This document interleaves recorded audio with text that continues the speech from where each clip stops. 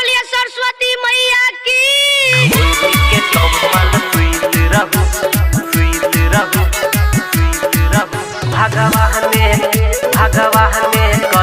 Recording by RR music. मस्ती में आहराबू ने यो यो यो मस्ती में आहराबू ने राखू ने कन विश्वासियो ओढ़ के कमल सुइत रहू भगवान करथिन पासियो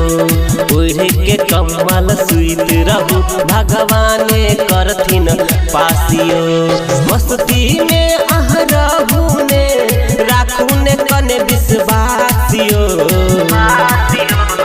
ओढ़ के कमल सुइत रहू भगवान करथिन पासियो ओढ़ के कमल सुइत रहू भगवान करथिन पासियो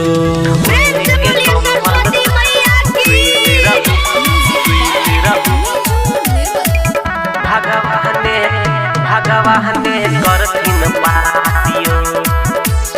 खेलू धूपू नाचू गाबू टेंशन आहलियहने टेंशन आहलियहने टेंशन आहलियहने लिख पढ़ के लोड जले बुत देख पढ़ाई जियहने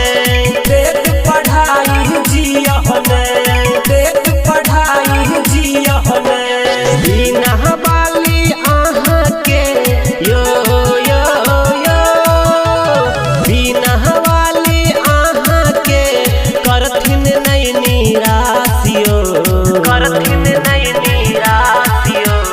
ओढ़ के कमल सुइत रहू भगवान करथिन पासियो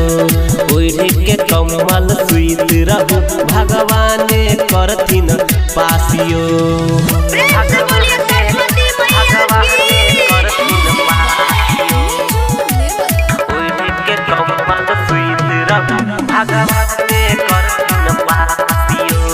अंकित उजाला कहैया जे कई नंबर कहाँ यो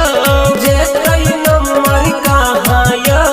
जे कई नंबर कहाँ यो भियो में परीक्षा पास हेबे करब आहाँ यो हेबे करब आहाँ यो हेबे करब आहाँ यो राइटर राजा के आहूँ यो यो यो राइटर राजा के आहूँ बहिन जाउने दासियो बहिन जाउने दासियो